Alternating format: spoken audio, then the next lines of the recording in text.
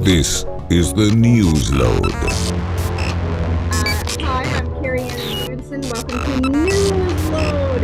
And today we're interviewing the wonderful, the talented, the delicious Patrick Haye. Hello, Thank you. Patrick. That is a big complimentary introduction right there. Thank you so much. How are you? I'm good. I'm good. Summer's been good. Good. You're Yes. looking svelte and lovely. Thank you. I'm trying, getting out into the sun, trying to enjoy myself this summer, working out a bit, eating a couple vegetables. I'm trying. A couple of vegetables. Yeah, I'm always so proud of myself when it's like not just chips and ice cream on my grocery belt. But summer's the time to barbecue. Summer's the time to go in heavy. Yeah, for sure. Yeah. Love it all, the barbecues. So where were you born? I was born here, born in Toronto. Grew up early life, Scarborough. Most of schooling and high school was in Brampton, actually. And now I'm living in Mississauga. Mississauga, MISSI. Very cool. Yeah, that's me. Do you have any? Brampton has changed drastically from when I was there. Oh, I'm sure. Every week it's in the news now. I don't know what the hell happened to Brampton. Brampton honestly seems like it's a different country. Like it's just different. Things are just different in Brampton. It just is. Like it's not the same at all as when I was living there in high school. It's not the same at all. Is it chaos, like people just, rushing the stores, snatch and running, or what's the sitch? I'm not sure what's going on. I mean, it's like every couple weeks I hear about some craziness happening in Brampton. Like my brother still lives there. My mom still lives there. So, they get more a little bit insider news, like they hear these little things, but I'm like, the hell? Like carjackings and like these different level of way more violent type of incidents, way more than when I was there in high school, man. Like back then, I remember in high school, man, we had one murder in Brampton. And that was pretty much the only murder in Brampton I heard of for 18 years. And was it just a domestic dispute, or was it, I can't even remember what it was. I just remember a conversation like there was a murder in Brampton. Like that was a big thing. Yeah. We had a murder in the very small town that I lived in, but it was a domestic dispute. The husband, the wife was trying to leave the husband, and he was like, "No, you're not," and murder suicide. But that's centuries-year old, like Romeo and Juliet story. So. Yeah. But yeah, the violence and the chaos, it's getting quite insane. But let's talk about you. You have a brother, you have a mother. They're Yes. still in Brampton. Is it just the one brother, or were there a bunch of you? No, surprising. My family is huge, man. My family's big, man, like the Jacksons. I got 3 brothers, 2 sisters. I'm the baby. I'm the baby of the family. The Yep. attention seeker. Fabulous. I'm the baby of the family. The charming young favorite, I assume. Well, I was a pain sometimes. I ain't gonna lie. I was a pain sometimes. What's one of your favorite terrible pranks that you and your siblings were involved in?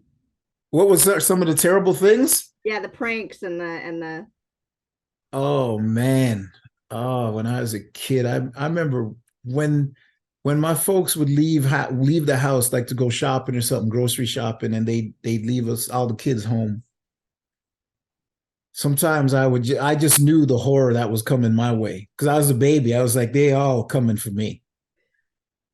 I'd want to run and hide under the bed, leave the house. I would just start crying like, oh, this next hour is gonna be pure hell. But me and my older brother, the next brother to me, he and I developed a cool bond over the years. So that was cool. But yeah, man, the younger days, they were rough. I bet. And your mom, did she spoil you and give you lots of hugs and kisses being her baby? No, surprising. I mean, she was just fair, you know what I mean? She did her best. She treated us all very well, and she was just fair And busy. and very busy. I can't even imagine trying to feed all those kids. It must have been chaos. But at a very like, well, also in speaking on all of my brothers, all of them are like half brothers and sisters, except the brother that's next to me. He's a full brother. Everybody else is like half. Jamaicans, what can I say? You know what I'm saying? But so they were all older. So actually at a very young age, two of my older brothers and one of my older sisters actually moved. They left the house. They were out on their own. They were old enough to do that. Right. And so for the most part, it was just me, one brother, one sister in the house. Right. Still difficult to do for a mom, but hey, she did it, man, and power to her. That's wonderful. That's Yeah. wonderful. So Yeah. in stand up, how long have you been doing stand up? I've been doing stand up now 16 years, going on 17 years. Yeah. How time flies. I know. Even when I think about it, it's like it's been that long for real? Yeah, it has. I know. 23 years for me, and it flies. It flies so Yeah. fast. And you Yeah. remember the first time when you're up and you suck, you know. Yep. Yep. All the And bumps and bruises, man. yeah, you're still haunted by some of those terrible experiences. Do you have any fun heckling stories? Heckling stories.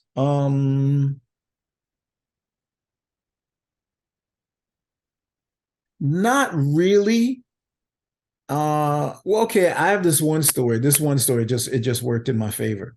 I was in I was headlining at the Yuck Yucks in Calgary, and show started. It was going well. People enjoying my set. I was having a good time, but there was some chatter towards left side of the room, towards one side of the room, right? And I could hear it from the stage, so I know a huge part of the audience could hear it. So I stopped the show. I was like, "Excuse me, like I gotta stop the show for a second." And I addressed him. I was like, "There's some talking going on that side, some chatter that I can hear going on in that side of the room." Now I'm not going to point out who it is because I can't specifically see who it is, but I want to say that first off, I apologize to you for not being good enough to hold your attention. Right? I go, for that, I will continue to work on my craft and get better at what I do. But for all the rest of the people in this room that you are disturbing their show and they paid good money to see the show, one of them might fuck you up after the show. And the place just blew up applause. I was like, yeah, how that feel? That was cold. I'm sorry. I didn't even realize. Can I cuss on this? Of course you can. Of course. Okay. Yeah. Okay. Yeah. I wasn't sure. I wasn't sure. I was like, oh. But yeah, man. So that one worked out in my favor. That one worked out in my favor. A lot of times I just kind of let it go though. I've seen some of your shows and I see that you're quite musical. Where did that come about? I've always loved the keyboard. I've been playing it for a long time, and every now and then, like just learning new songs and stuff. Like a keyboard's right there, and just playing around with it and learning. And then I don't know, the idea popped into my head, like, what if I could incorporate a bit of that into my show? And I tried it. The first time I tried it, I thought of a couple things that I want to do, and I tried it and it worked. And I was like, I haven't built more on it, which is something that I plan to do because there are not a lot of comedians doing it, especially on the keyboard. So that's something that I plan to do more of. But yeah, man, it's a fun change, and it's a fun change when an audience has been, for the last how long of the show they've been watching comedians just do stand up. And you have a very Jamie Foxx sort of vibe with the melodies and the Yeah, smoothness of it. yeah. Yeah, yeah. It was Speaking actually of your, watching. It was actually watching one of his videos that kind of sparked my idea because early in his career, he used to. I think he still does it when he does stand up shows. He usually ends his set on a piano. yeah, for sure, for Yeah, sure. yeah. And it's very, very charming. And because your sets are so charming and your talent is so charming, do you have crazy groupies and fans sending you all sorts of inappropriate messages and Surprising, no, no, I don't. No, no? every now and then I get some messages and stuff, but for the most part, it's pretty chill. It's pretty chill. Who's your favorite comedian besides Jamie Foxx? Uh, I like James. I like Chappelle. I like Burr. I like Segura. I like Silverman. Chappelle and Burr though. All time Murphy. Murphy. All Absolutely. time Murphy. I like Chris Rock too. Love Chris Rock. But yeah, right now the most like my favorite is probably Chappelle. He just the level of fearlessness that he comes with is just it's it's it's incredible. It's It incredible to really watch. is. It really is. And Yeah. he brings up topics that are uncomfortable, Yeah. that challenge, Yeah. that sometimes aren't even funny, but Yeah. he feels the need to address it. Like, the transgender community and all sorts of things, but he is able to somehow make it funny, and Yeah. that's the challenge, and that's what's so impressive about the whole thing. Have you met any celebrities that have made you starstruck? Yeah. I met Chris Rock. I met Kevin Hart. I like Kevin as a comedian too. I like Kevin. I really like Kevin as a comedian. But yeah, man, when I met Hart, I was a bit starstruck. I was like, holy cow. Like I felt like there was so much more I wanted to say, but it was like it's freaking Kevin Hart, man. And like, what happened? Where were you? What was going on? That was at the Just for Laughs in Montreal. And I finished my set and I felt good about the set. And this was for his LOL taping, right? This is a taping for his LOL network. So I finished that. I felt good about the set.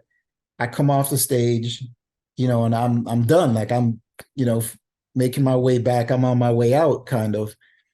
And one of, I guess, the stage director, she has her headphones and she was like, Patrick, could you hold 1 second?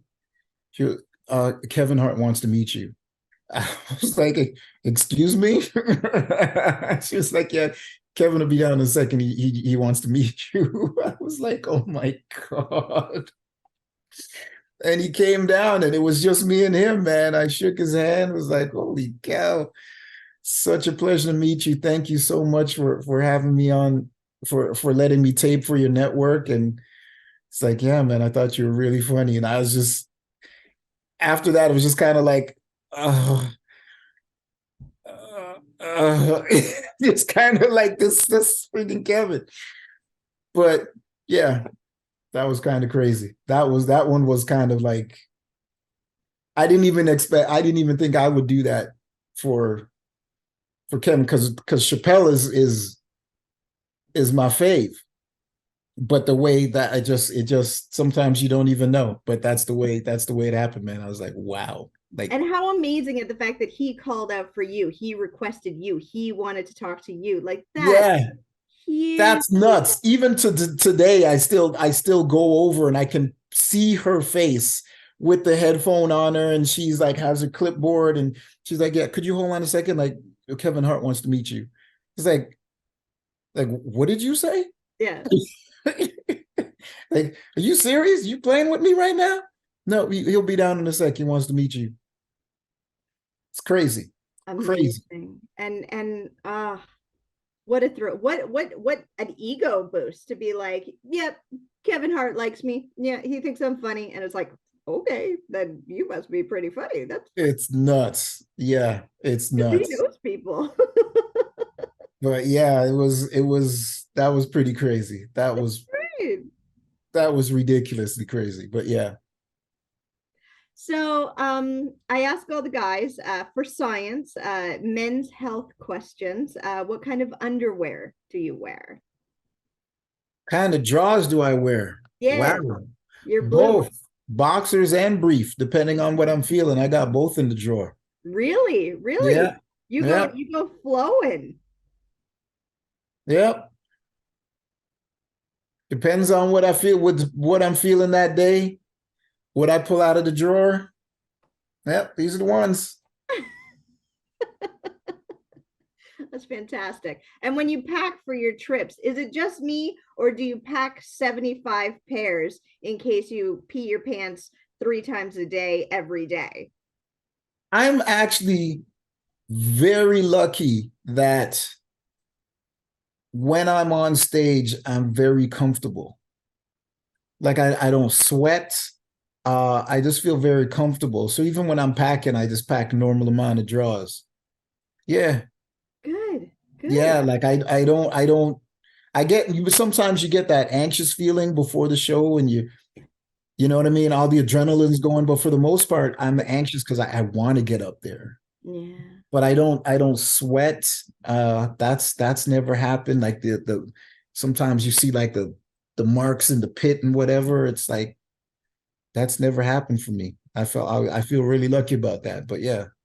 I detest headlining and middling and being one of the last in the show because like I'm there, I want to go on, I want to open, I want to get it over Mm, because like it's so much adrenaline, it's so much. yeah. Yeah.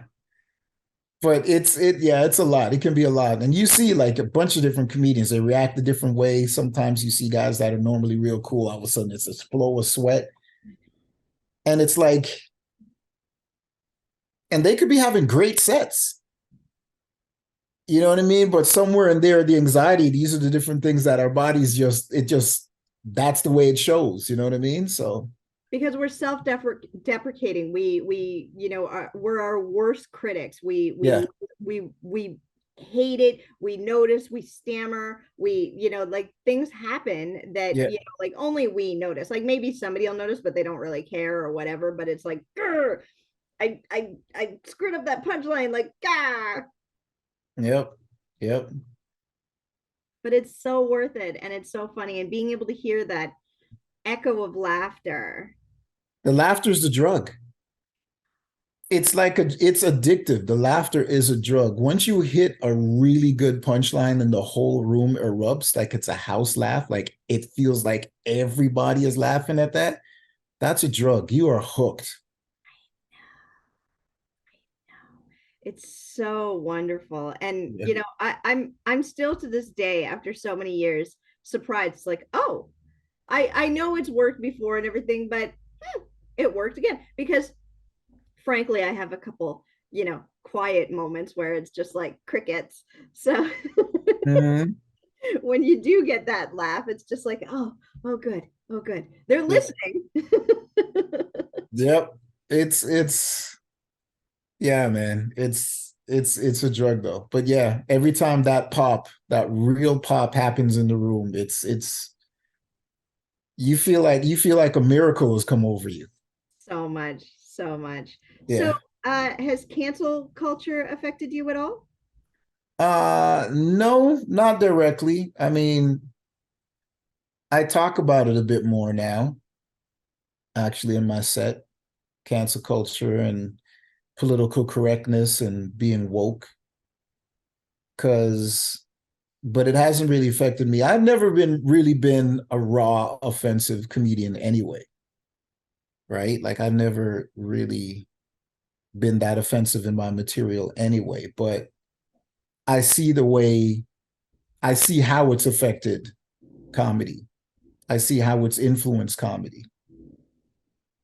And it's certain, so certain topics that's like, you're not supposed to talk about that. It's like, well, why ain't we supposed to talk about? We're making jokes. We make jokes about everything. That's just what we do. And as long as you can make it funny, As long as you can make it funny. I mean, even if you do make it funny, you might offend some people, but it's like, you got to understand this was a joke. Yeah. It wasn't intended to hurt. It wasn't intended to be malicious. It was a joke. Because in the end, we're trying to entertain. We're trying to, that's all it is. That's all we do. Yeah, it's not a political rally. It's not we're not trying to change lives. We're just trying to entertain and make, that hour that they're, spending their hard-earned money to be able to enjoy, to laugh, therapy almost. You came to escape. You know what I mean? You want to shut out. You know what the comedy is about. You're shutting out whatever outside world is. It's like when you go to the movies, you want to be in someone else's world for the next 2.5 hours. Same when you come to comedy shows. Depending on how many comedians are on the show, you want to be in their world for the amount of time that I'm in this room. Yeah. You know what I mean? Is there anything that you want the audience to know about, anything coming up that, we need to check out for?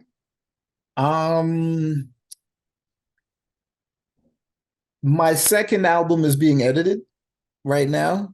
It's in editing, so that's cool. I'm hoping I can get that out there.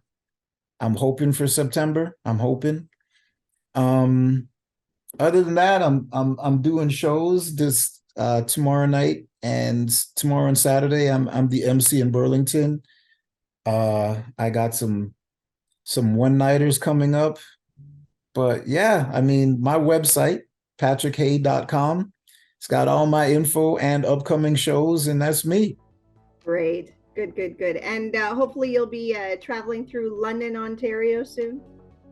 I don't know.